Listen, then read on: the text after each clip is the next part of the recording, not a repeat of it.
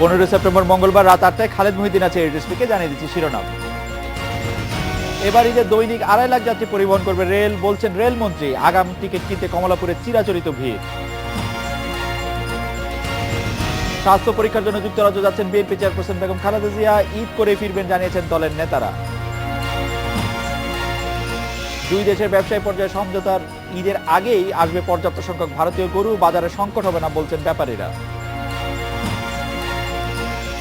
শরণার্থীদের আশ্রয় দিতে কোটা ব্যবস্থা প্রণয়নে ব্যর্থ ইউরোপীয় ইউনিয়ন, ব্রাসেলসে বৈঠকে একমত হতে পারেনি সদস্য দেশগুলো। ঈদের ট্রেনের আগাম টিকিট বিক্রি শুরু হয়েছে আজ, এজন্য খোলা হয়েছে আলাদা কাউন্টার। সকাল 9টা থেকে বিকেল 5টা পর্যন্ত আগামী 20 তারিখের টিকিট বিক্রি করা হয়েছে। কাল বিক্রি হবে 21 তারিখের টিকিট। আগাম টিকিট পেতে সোমবার রাত থেকে কমলাপুর স্টেশনে ভিড় করেন টিকিট প্রত্যাশীরা। নিয়মিত যাত্রীর পাশাপাশি সারা দেশে ঈদের সময় নতুন করে যোগ হয় প্রায় 70,000 যাত্রী। ভোগান্তি যতই হোক, পরিবার পরিজন নিয়ে ঈদে বাড়ি যেতেই হবে। ঘন্টার পর ঘন্টা অপেক্ষার পর একটি টিকিট। কমলাপুর রেল স্টেশনের সোমবার রাত 12টার ছবি।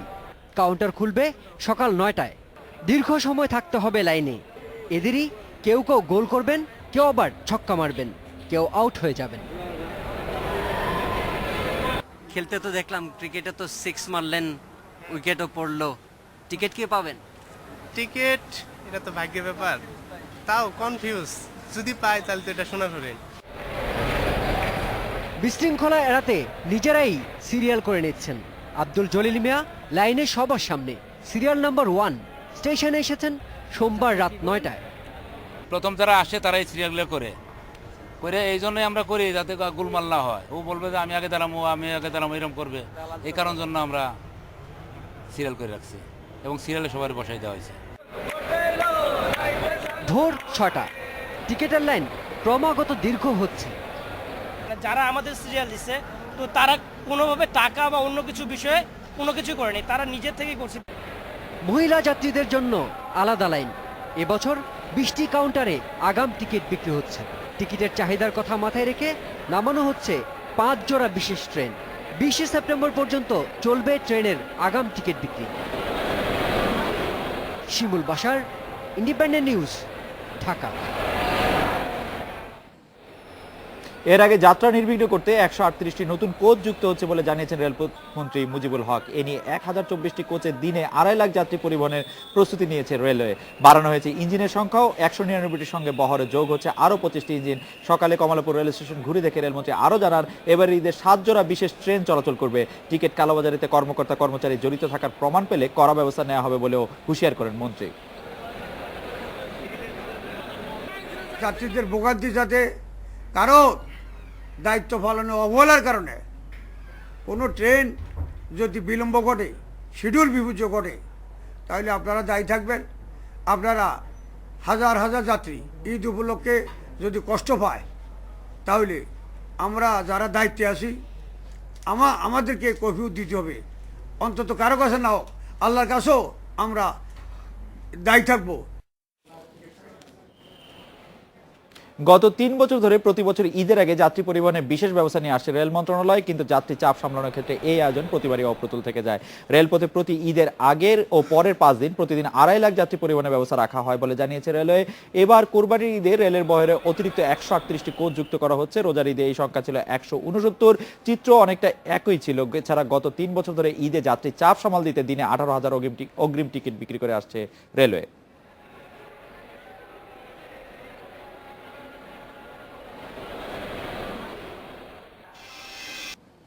রেলমন্ত্রী মুজিবুল হক আছেন আমাদের সঙ্গে এই সব বিষয় নিয়ে কথা বলতে। জনাব মুজিবুল হক, আমি আপনার কাছে জানতে চাইবো যে ঈদের ট্রেনের আগাম টিকিটের জন্য দিনরাত কমলাপুরে পড়ে থাকতে হচ্ছে যাত্রীদের, যাকে কোনো কোনো মিডিয়া টিকিট যুদ্ধ বলছে। ডিজিটাল যুগে অ্যানালগ এই পদ্ধতি কেন?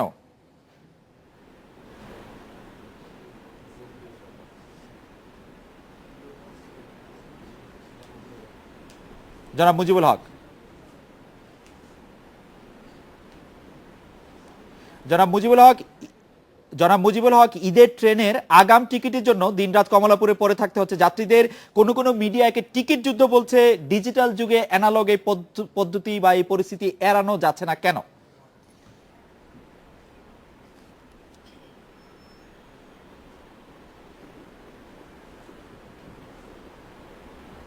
স্বাভাবিক অবস্থায় যে যাত্রী হয়, ঈদ উপলক্ষে যাত্রী সংখ্যা অনেক বেশি হয়। ঈদে বেশিরভাগ যাত্রী বিভিন্ন শহর বন্দর থেকে বাড়িতে গিয়ে ঈদ করে থাকেন।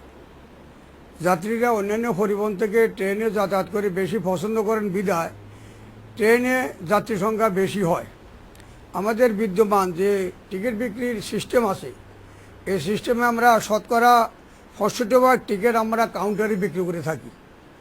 আর আমরা ইন্টারনেটের মাধ্যমে এবং মোবাইল এসএমের মাধ্যমে 25% টিকিট বিক্রি করে থাকি। এই প্রথায় আমাদের টিকিট বিক্রি করে আমরা আসতেছি। আমাদের কাছে কোনো অভিযোগ আসে নাই, লিখিতভাবে বা সরাসরিভাবে কোনো অভিযোগ যদি আমার কাছে বা আমাদের উচ্চপদস্থ কর্মকর্তার কাছে আসে, অবশ্যই টিকিট বিক্রির ব্যাপারে কোনো রকম যদি অনিয়ম গরমিল পাওয়া না যায়, মাননীয় রেলমন্ত্রী অনিয়ম অভিযোগের কথা আমি বলছি না, কিন্তু অনিয়ম অভিযোগের কথা আমরা এখনো জানি না, আমরা অনিয়ম অভিযোগের কথা জানি না। কিন্তু যে বিষয়টি আপনি আগাম টিকিটের ব্যবস্থা করেছেন তাতে অনেকের যাওয়ার সুরাহা হবে, কিন্তু যতগুলি আগাম টিকিট হলে আসলে সবাই যেতে পারতো তার শতকরা কত ভাগ আপনি দিতে পারছেন, তার কোনো হিসাব কি আপনার কাছে আছে জনাব মুজিবুল হক?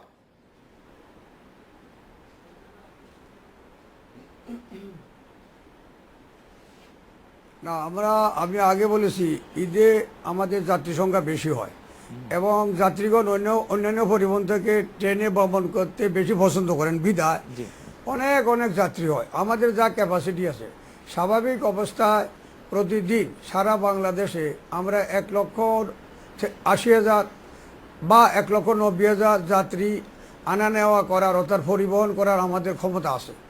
কিন্তু ঈদুল আজহা উপলক্ষে আমরা প্রতিদিন সমগ্র বাংলাদেশে আমরা প্রায় 2,50,000 যাত্রী যাতে আসা যাওয়া করতে পারে তার ব্যবস্থা আমরা করেছি।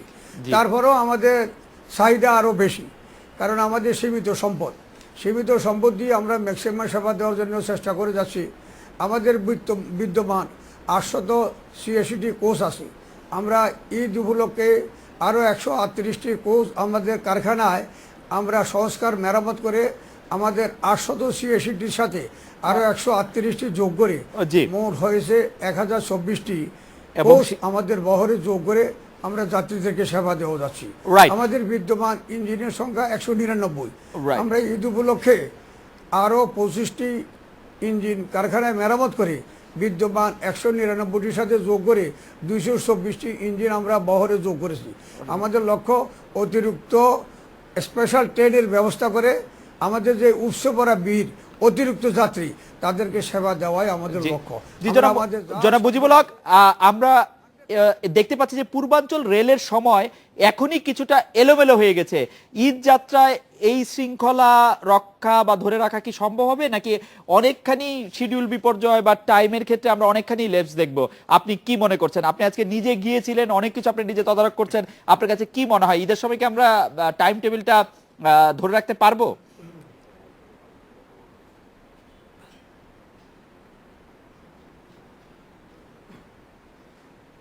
আপনি শিডিউল বিপর্যয়ের কথা বলেছেন, এটা কথাটা সঠিক। এ ব্যাপারে আমি আপনার সাথে একমত।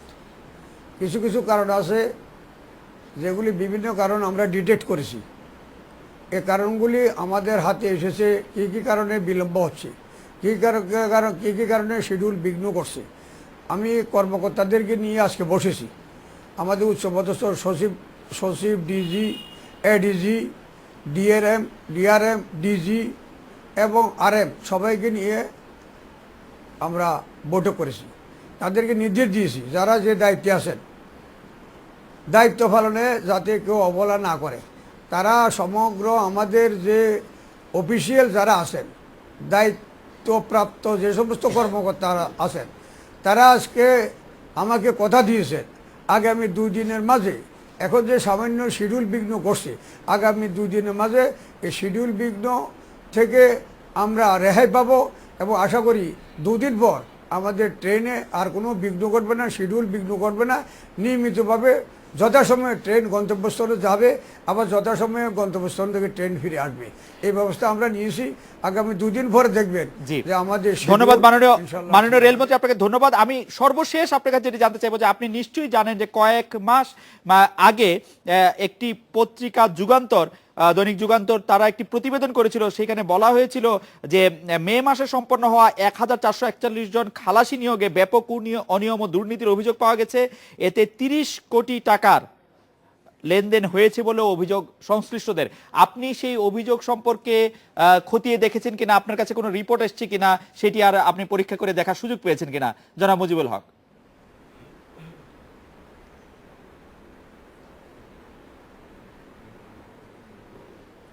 পত্রিকায় একটা নিউজ আমি দেখেছি, আমাদের অফিসিয়াল হাই অফিসিয়ালরাও দেখেছেন।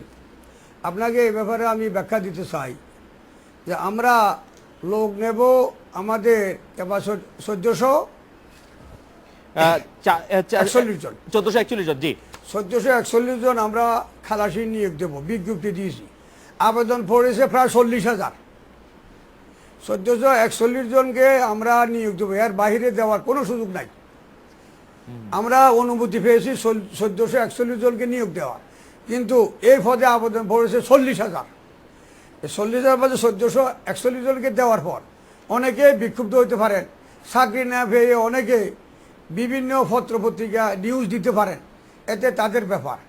আমি আমার রেল ভবনের কোনো কর্মকর্তা বা কোনো কর্মচারী, কোনো চাকরিজীবী থেকে, চাকরি প্রার্থী থেকে 1 কাপ চা কেউ খায় নাই, খাওয়ার কোনো সুযোগ নাই। কারণ স্বচ্ছতার সহিত আমি আমার কর্মকর্তারা নিয়োগ কমিটি শতভাগ স্বচ্ছতার সহিত দায়িত্ব পালন করেছে। পত্রিকায় এসেছে, এখানে এই মেসেজগুলি, এই নিউজগুলি, এই বার্তা সব হলো ভিত্তিহীন, এখানে কোনো ডকুমেন্ট নাই। যদি কোনো ব্যক্তি কোনো রকম বাণিজ্য করে থাকে, আপনি যে বললেন কিছু টাকার কথা, যদি কোনো প্রমাণ দিতে পারে তাহলে দায়ী ব্যক্তির বিরুদ্ধে আমরা অবশ্যই ব্যবস্থা নেব। জনাব মুজিবুল হক, আপনাকে অনেক ধন্যবাদ। আমরা আমরা আমি আমরা চাইবো যে আপনি এই বিষয়টি আপনার নজরে রাখবেন। জনাব মকবুল আহমেদের কাছে আমি জানতে চাইবো যে চট্টগ্রাম রেলওয়েতে চট্টগ্রাম থেকে অনেকে আসবে রাজধানী ঢাকা সহ নানা দিকে, এবং অনেকে চট্টগ্রাম থেকে আরো অন্য দিকেও যাবে, কেউ কেউ চট্টগ্রামে আসবেও। সেই ক্ষেত্রে চট্টগ্রামের পরিস্থিতি কেমন, চট্টগ্রামের যাত্রীদেরকে কতটা আপনারা সেবা দিতে পারছেন, জনাব মকবুল আহমদ, ঈদকে সামনে রেখে? জি জি আগামী ঈদে উপলক্ষে আমাদের যে প্রস্তুতি, তার ধারাবাহিকতায় আমরা আজকের চট্টগ্রাম স্টেশনে সকাল 9টায় এটা ঈদের অগ্রিম টিকিট 20 তারিখ থেকে এবং 19 তারিখে নর্মাল টিকিট বিক্রির কার্যক্রম উদ্বোধন করেছি, এবং এটা যথারীতি এটা কার্যক্রম চলছে। আজকের যে আমরা টিকিটের ব্যাপারে যে কার্যক্রম নিয়েছি, তার ভিতরে চিটং স্টেশনে মোট 60টি কাউন্টারে জনাব মকবুল আহমদ, আমি যে বিষয়টি জানতে চাইছিলাম যে এই ব্যবস্থা নিতে গিয়ে, জনাব মকবুল আহমদ, এই ব্যবস্থা নিতে গিয়ে আপনার জন্য সবচেয়ে বড় চ্যালেঞ্জটি আসলে কি? আপনি কোনো বড় ধরনের বিপত্তির মধ্যে আছেন কিনা, বা আপনি বড় ধরনের কোনো সমস্যার মধ্যে? ব্যবস্থা নিতে গিয়ে আপনার জন্য সবচেয়ে বড় চ্যালেঞ্জটি আসলে কি? আপনি কোনো বড় ধরনের বিপত্তির মধ্যে আছেন কিনা, বা আপনি বড় ধরনের কোনো সমস্যার মধ্যে আছেন কিনা, জনাব মকবুল আহমদ, আপনি যে বিশেষ ব্যবস্থা নিচ্ছেন সেইগুলির ক্ষেত্রে?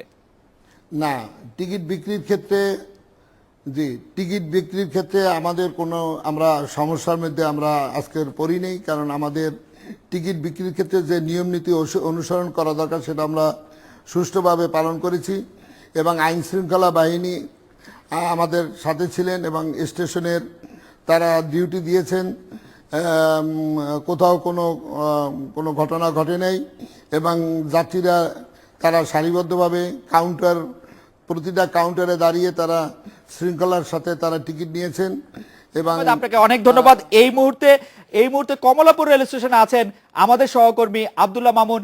আব্দুল্লাহ মামুন, আপনার কাছে জানতে চাইবো যে আমরা প্রতিবেদনে দেখেছি যে অনেক মানুষ সোমবার রাত থেকেই আসলে ভিড় করছেন কমলাপুর রেল স্টেশনে। সেই পরিস্থিতির এখন কি অবস্থা? আপনার কারোর সাথে কথা হয়েছে কিনা, তারা তাদের কথা কি জানিয়েছেন আপনাকে, জনাব আব্দুল্লাহ মামুন?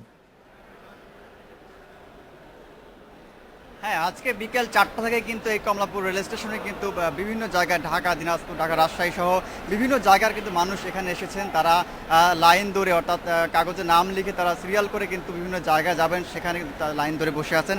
আপনাকে যদি আমি দেখাই, আসলে এই কমলাপুর রেল স্টেশনে এই বিকেলের পর থেকে কিন্তু এই সন্ধ্যার এই পর্যন্ত কিন্তু এখনও লাইনে ধরে অনেকেই বসে আছেন। তারা আগামীকাল সকাল যে 9টায় টিকিট বিক্রি হবে, সেই টিকিট কেনার জন্য কিন্তু তারা বসে আছেন। তারা যেমনটা বলছেন যে সকালের দিকে আসলে হয়তো এসি টিকিট না মিললেও শোভন বা প্রথম শ্রেণীর যে টিকিট সেগুলো মিলতে পারে। এই জন্যই তারা কিন্তু এই এখানে সন্ধ্যার মধ্যে কিন্তু অনেক জায়গা থেকে চলে এসেছেন। তারা সারা রাত কিন্তু এখানেই থাকবেন। অর্থাৎ তারা যেমনটা বলছেন যে একটা অভিযোগও তারা করেছেন যে আসলে ভোরে 9টার পর গেলেই কিন্তু আসলে এসি টিকিট বা যে প্রথম শ্রেণীর টিকিটগুলো সেগুলো না থাকার কথা জানিয়ে দেন স্টেশনের যেখানে যারা টিকিট বিক্রি করেন তারা। এর জন্য তারা আগেভাগে চলে এসেছেন এবং তারা যেমনটা বলছেন যে রাত বাড়ার সঙ্গে সঙ্গে হয়তো আরও মানুষ এখানে। জনাব আব্দুল্লাহ মামুন, আপনাকে ধন্যবাদ। আপনি আমাদের সঙ্গে থাকেন এবং পরের কোনো খবরের নিশ্চয়ই আমাদেরকে জানিয়ে দেবেন। এর টু স্পিকে একটা বিরতি নিচ্ছি, বিরতির পর ফিরে থাকছি পরের খবরগুলোতে।